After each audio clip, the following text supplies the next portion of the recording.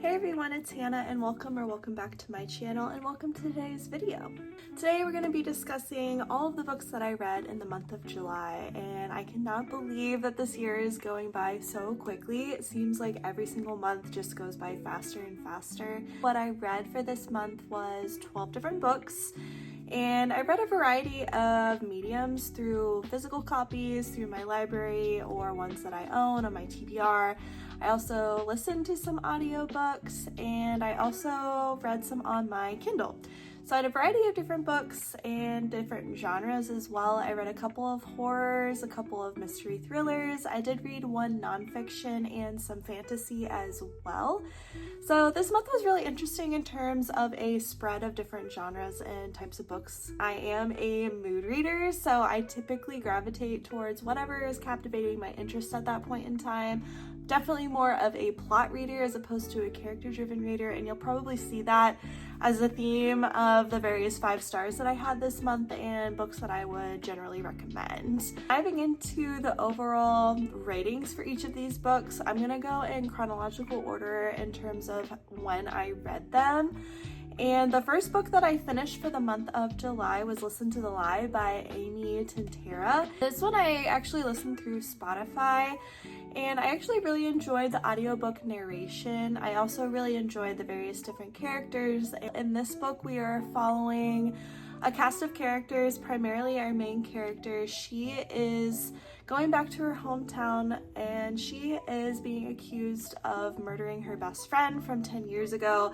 The case is coming back to light as this individual, this man, is essentially on a true crime podcast, and he is digging into interviews and previous facts to kind of figure out, did she really do it, and if not, who actually murdered this friend from this small town. So it's really interesting because you do get a lot of these like podcast type interviews throughout the book. There is different sounds in the narration, which is really interesting. Really appreciate the various different voices that are incorporated in the audiobook. I do believe that this won audiobook of the year last year. In terms of things that fell flat for me in this book, I just generally don't necessarily gravitate towards podcast themed thrillers. I think it's a little bit overdone. It's a trope and a trend that we've seen kind of pop up quite a bit lately, and although I did enjoy the audiobook narration of it, that is just a trope that I typically just don't gravitate towards in my thrillers. I also felt like some of the plot twists were a little bit predictable, and the pacing is a tad slow.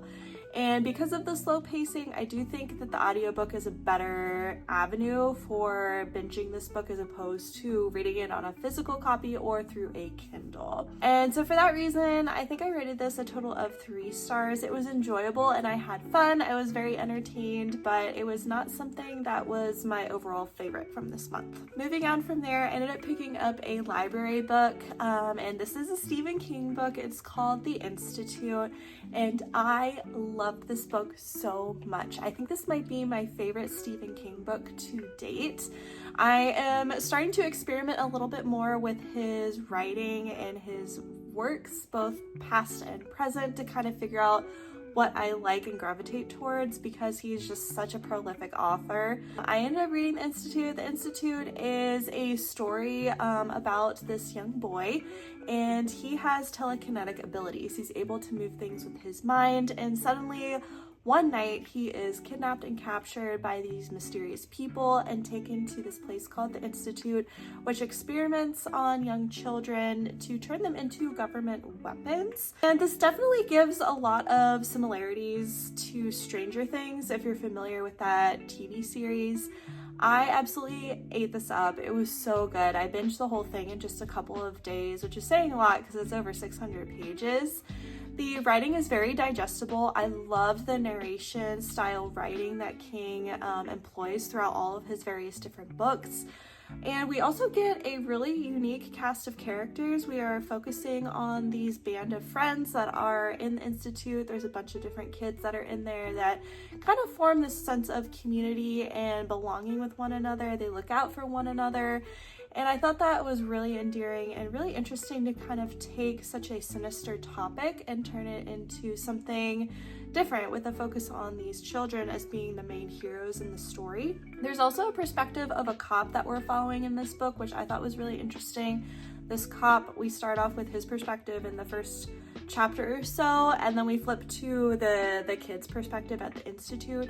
The cop is seemingly let go under, I guess you could say, he had an issue at work where he was a cop in Florida. He was let go from his job, and then he basically like hitchhikes his way up through the South into this town in South Carolina. He ends up staying there and becoming a night knocker, which is, I guess it's basically a guard that goes around from door to door in this small town to make sure that all the different shops are locked up for the evening. The two of these characters seemingly have nothing in common, but they do cross paths, and I loved how their stories intertwined with one another. The ending was devastating. I absolutely loved the ending. It was so good. I did not see it coming. There is quite a bit of torture and gore. There's just some sinister things that happen to these poor kids while they're at the institute. So for that reason, that's the only negative aspect I can think of. But Stephen King does a really good job of never condoning this type of evil behavior, especially towards children. And the good guys do win in the end, which I absolutely loved, and I think it made the ending really sweet. And so for that reason, I gave this book 5 stars. I loved it. It might be one of my favorite books of the year, or at least so far. And I can't wait to read more Stephen King books. From there, I ended up reading Atmosphere by Taylor Jenkins Reid. This is a new release as of this year, and this is a book that is set in the 1980s, and we're focused on our main heroine. She is becoming an astronaut for NASA in a time in history when women predominantly do not really enter the workforce in the science fields. What I really liked about this book was the female friendship that is formed between our main heroine and her niece. I thought that their relationship was really endearing, and the fact that our main heroine ends up stepping up to take care of her niece at some point in time, just due to various circumstances that the niece is put into that are really sad and tragic. I also really enjoyed the science aspect of this book and focusing more on the inner workings of NASA. I think Taylor Jenkins Reid did a really good job with all of her research into kind of the different space elements of NASA and different types of researches and, I guess, how do I say, like job functions within NASA, like the inner workings of how it operates. I thought that was really unique. However, this book just fell flat for me. The character development, both of the main characters that this is focused on, just, it didn't really feel like they were dimensional, and I didn't really feel that emotional tug that a lot of other people felt with this book. I also didn't really particularly like the love story. For about the first 30%, we're focused predominantly on this woman's career path into NASA, and then the script gets flipped and it turns into a sapphic love story between her and another female astronaut, and they fall in love, and it's basically their story through the end. And I just don't really gravitate towards books like that. It doesn't appeal to me, and a lot of the marketing for this book is focused on the fact that she's a female astronaut and that it's very heartbreaking and sad, which there are sad elements to it, but there's also the scene about 45% of the way through where a group of astronauts end up going to the strip club. To me personally, I just can't get into a book once you start talking about that sort of thing. If you're not aware, strip clubs are predominantly used and can be very heavily used for human trafficking, and there just seems to be a cultural appeal in terms of exploring sexuality with these scenes in strip clubs, and I don't care for it. I'm not entertained by it. It doesn't really appeal to me at all. I don't understand the romanticism of it, and that just really turned me off from the rest of the book, and I didn't really appreciate the sapphic love story. I didn't feel connected to it, is what I'm trying to say. And this may be an unpopular opinion, but I ended up giving this 2 stars just for the fact that I didn't really connect with the characters, the plot, and the writing was also rather simplistic. I didn't really connect to this book at all. Moving on from there, I ended up listening to an audiobook, Remember Me by Mary Ballo. I hope I'm saying her name correctly. This is the 4th book in the Ravenwood series. I read the first 3 last year and I absolutely loved them. This series is focused on a wealthy family during Regency era England, and there is a big family catastrophe that happens in the first book, and then the rest of the books kind of follow individual family members and their love stories. This one's focused on the mother's love story. She ends up losing her husband in the first book, and so in this 4th one, we're just kind of following her connection into a second chance romance type of trope. For me personally, I love the narrator, Rosalind Landor, that narrates this book, which you're familiar. She also narrates all of the Bridgerton books, which I absolutely love those as well, and I will listen to anything that this woman narrates because I love her voice. She's so amazing. However, for me, what I did not like about this book was just the overall writing just didn't seem as fleshed out as the first 3 books. It was a little bit less of emotional pull and tug between the 2 main characters. I wanted a little bit more tension between them. I really enjoyed the narration. That's pretty much all that I can say about this book, and so for that reason I also gave this book 2 stars. I will continue with the series though. I think the next and final book will be focused on the daughter in the series, and I highly recommend Mary Ballo if you enjoy Regency era romances. Next up, I read my book club's book of the month, which was Killers of the Flower Moon by David Grann. I read this on my Kindle, and this is, I think, my 3rd book that I've read of David Grann. I love his writing. He's my favorite nonfiction author. He has a journalism background, which I think is a really unique perspective in his writing, and you can really tell the care and research that he puts into kind of compiling these facts into a narration style nonfiction book.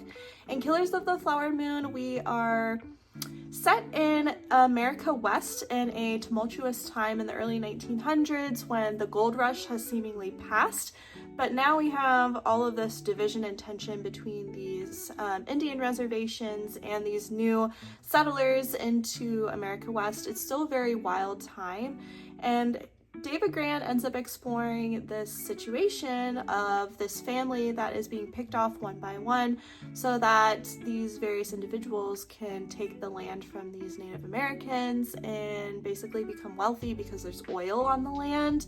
This is incredibly tragic. It's a very sad story, and there's a lot of detail and facts that go into his writing, especially with the murders. He does go back and interview a lot of the surviving grandchildren of these families, which is super interesting. And also with this case, it did birth the creation of the FBI, so he dives into that as well. Just as though we have 2 plots going on between what's occurring with this Native American family and then what's occurring with the FBI. What I gravitated more towards was this overall Indian family. I felt incredibly sad for them. I was really connected to them. I wanted to see them get justice, and I think David Grann did a really good job of re-exploring some new facts that bring to light maybe some additional things that the FBI may have missed in the original investigation in the 1920s. And I think that was a really beautiful way to kind of give justice to these families, and I wanted to see a little bit more focus on that as opposed to the creation of the FBI. I think it detracted from that emotional pull into the story. And if you're somebody who loves nonfiction or wants to dive into some really creative writing that also combines facts together, I would highly recommend David Grann. My favorite book of his is The Wager, and that one is more focused on like a shipwreck and mutiny, and I absolutely love that book. It's one of my favorite books of all time. For that reason, I ended up giving this book a total of 4 stars. I really enjoyed it, and I would highly recommend it. It's under 300 pages, so it's super easy to read in a weekend. Next up, I read Sounds Like Love by Ashley Poston, and I read this on my Kindle. This was actually recommended to me from somebody on the Bookstagram community. This was circulating as a really cute and wholesome, like, summery read, and I'm really glad that I ended up picking it up based on those recommendations. This book, we're following our main heroine, and she is a music writer or lyrical writer for various artists in LA. She ends up going to this concert and meets this guy. They do not like each other right away, and of course they end up on the big jumbotron where they have to like kiss each other. After they kiss, some weird stuff starts happening to her. She's hearing these voices in her head, and she goes back to her hometown of North Carolina, I believe, on the Outer Banks. While in North Carolina, she's connecting with her family and helping take care of her sick mother and kind of run the family business. They own this like concert hall together as a family, and it's really giving her a great mental break from the hustle and bustle of LA. And I absolutely love this love story because, of course, the guy on the Jumbotron ends up coming back into her life again, and the two of them decide to write a song together. So this book is predominantly focused on the music industry, on the power of love told through music, and how that can heal wounds. Oh my gosh, it is so beautiful. I laughed, I cried, I loved the banter between the two. I do understand some of the critiques that this book has, especially with the insta love kind of occurring towards the end there. They do not like each other at the beginning, the two main characters, but they kind of move past that relatively quickly. Me personally, did not mind that. I thought it was super entertaining. I absolutely loved the writing. I thought it was really wholesome and really cute. The humor was done really well, and I also really enjoyed the parents that are incorporated into this story. I think that they were really great cheerleaders for our two main characters, and they were very incredibly supportive, which you normally don't see in romance books very often. Normally the parents of the couple, parents of one of the main characters is divorced or just like not in the picture, so there's like additional trauma that's like packed into that. This was not the case, and I actually really enjoyed that, especially the sibling dynamics were also really interesting in this book. I ended up giving this book also 5 stars just because it was so wholesome and so cute, and I will definitely be recommending it to anybody who loves a lower spice content romance, and I think for that reason it deserves 5 stars. Next up, I ended up reading a physical book off of my TBR, which is The Ministry of Time by Kayleen Bradley.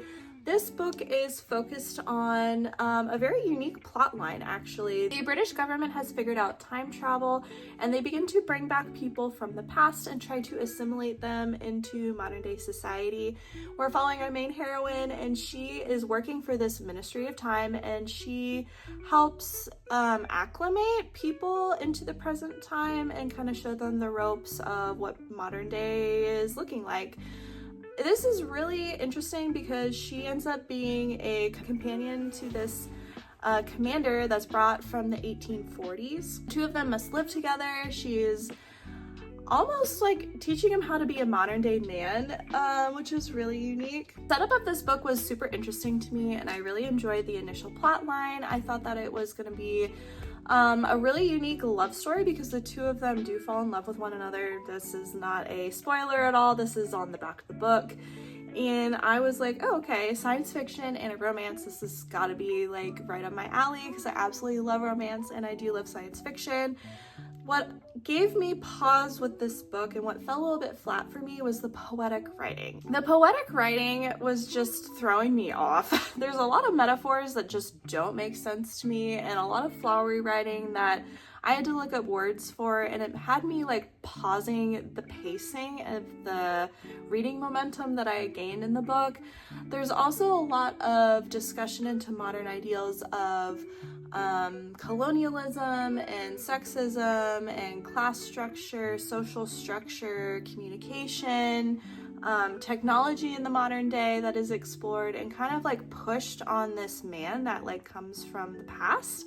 There's not a whole lot of take from his end into the woman's life and how the two could like mold together and how you can take things from the past and make it beautiful. I would have loved to have seen that explored more in the book, but it's predominantly like, no, you're from the past, that is silly, like don't say those things, like how dare you, was kind of the sense that I was getting from their connection and like stripping away the identity of this man, which is kind of sad in my opinion. For that reason, I just did not love this as much as I thought I was going to. I gave this 2.5 stars, maybe 2 stars is what I'm gonna end up with because Goodreads doesn't give half stars. This was not something that I really enjoyed. It just kind of fell flat for me, and I think it just proves a point that just because something is really popular, it may not mean that it's gonna be very good or it's gonna be something that you enjoy. Moving on, I ended up listening to The Familiar by Leigh Bardugo. This is the first book that I've read by Leigh Bardugo. She's written a couple other works. The Familiar is focused on the Spanish Inquisition era in the 1600s, 1500s.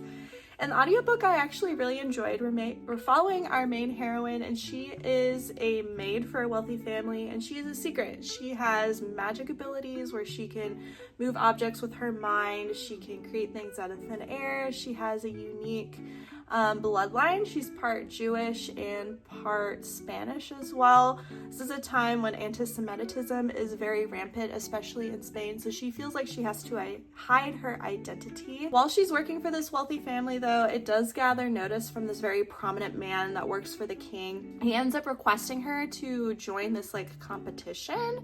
Well, she's basically forced to join this competition, let's say, and show off her magical abilities, because the King of Spain wants to use these people to fight against their war against England's queen for colonialism and just the overall wealth and gold of the, Spanish Inquisition era. She ends up forming this connection with this immortal man that also works for the king, and he kind of becomes her tutor, and of course this is forced proximity, so the two of them form this romantic connection together. What I liked about this was the audiobook narration. I felt like it was really well done. I also really enjoyed the gothic atmosphere that this is woven throughout the story, and the time period was super interesting and unique to me. This is something that you don't typically see in a lot of books, and so for that reason I just kept going back to the audiobook. I thought it was really intriguing to me. I was very entertained, especially with the magical aspects of the story and the other various side characters. What fell flat for me in this book was the romance aspect. The immortal man that she forms a bond with is a little bit flat as a character, very two-dimensional. Their romance didn't seem very believable to me, and it also didn't really get a lot of yearning from the two of them. It was very much like, because we're close together, I guess we'll just fall in love. So I would have appreciated a little bit more exploration into their forced proximity and their relationship budding and blossoming a little bit more. For that reason, I gave this 3 stars. I enjoyed it. I had fun, but it wasn't my favorite of the month. After The Familiar, I picked up a Kindle Unlimited book, which is an indie published book called Direbound by Sable Sorensen.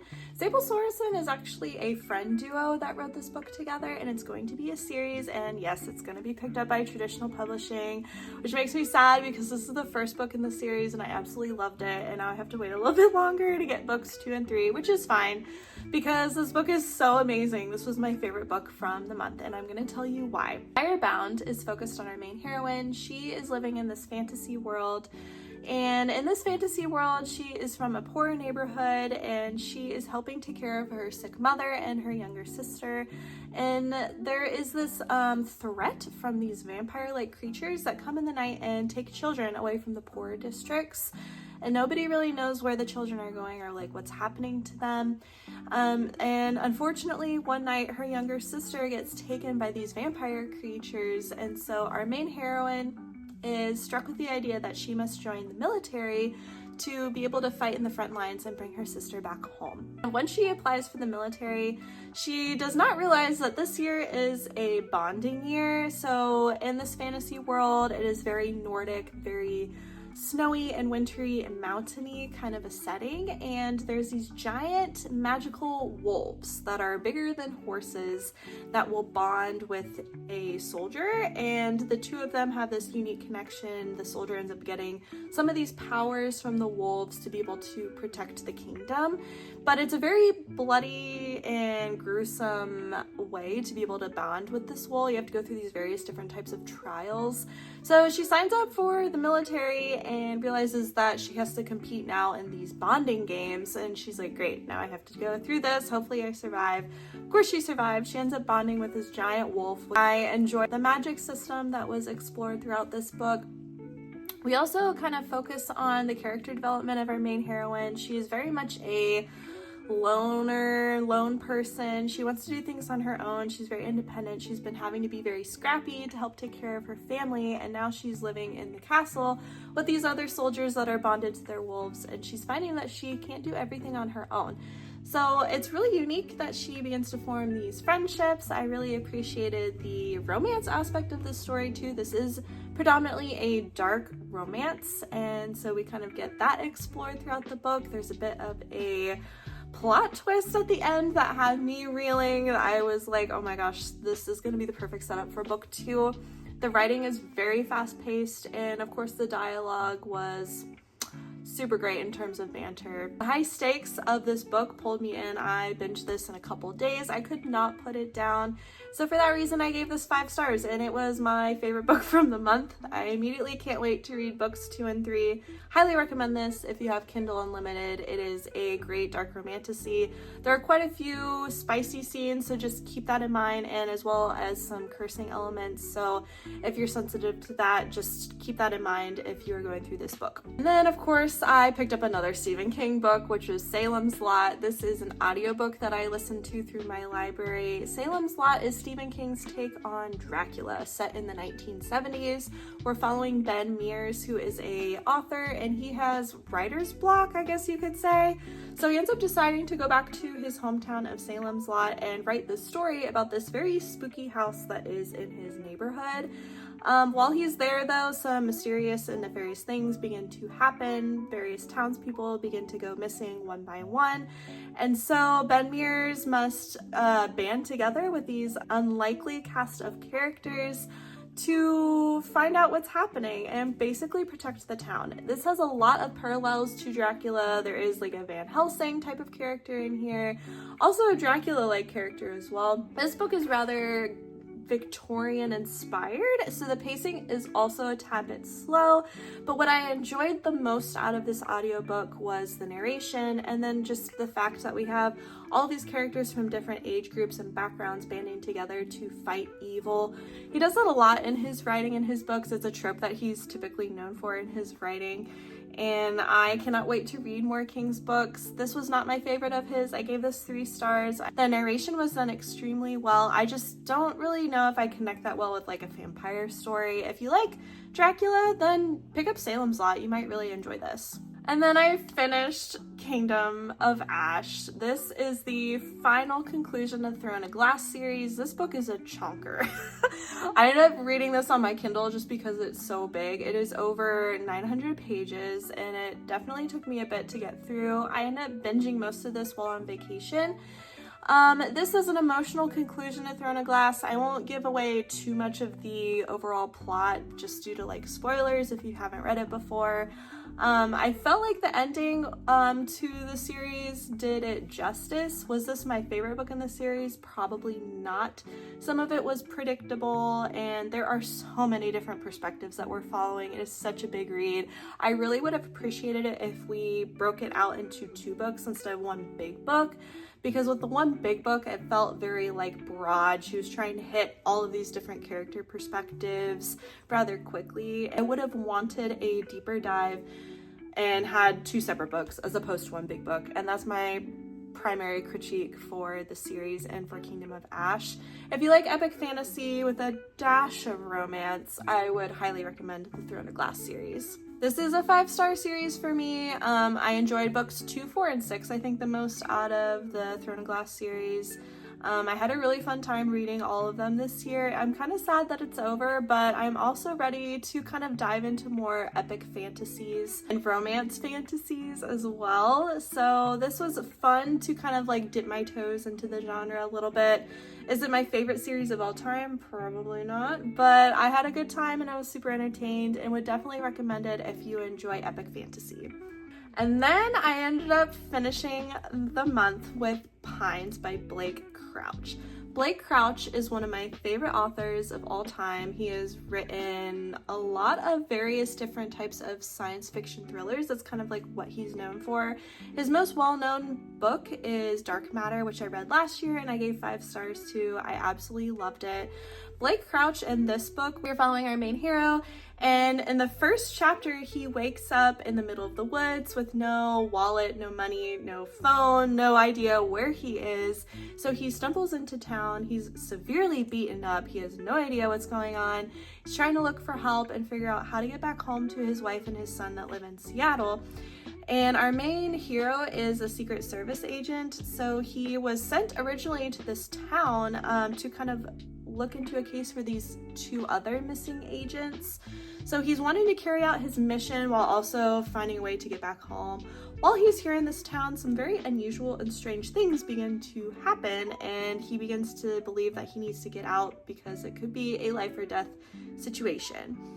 And that's all I'm going to say about the plot without giving too much of it away. The pacing in this is incredibly fast. It is under 300 pages. I read this in 2 days. I couldn't put it down. I was glued and addicted to the plot of this, especially the pacing, because it is so fast. Blake Crouch's writing is his ability to dive into science fiction without making it too science heavy. I think it is explained in an incredibly digestible manner. It's not overcomplicated, it's easy to follow. The overall plot twists in this are insane. My mouth was on the floor. And I think what makes a thriller 5 stars, at least for me, and I did give this 5 stars if you can't tell based on my review so far. What gives a thriller 5 stars for me is the overall pacing and the amount of plot twists, if I'm able to guess them or not, and the amount of drama that ensues. For this, I could not guess what was going to happen next, and I also really appreciated the exploration into the strength of our main character, our main hero. He is, of course, a father and a husband, and I love that Blake Crouch crafts these really strong male main characters that will stop at nothing to be reunited with their families. We see that in Dark Matter, and we also see that here in Pines. His family is what gives him hope and encouragement to kind of find his way back to his family.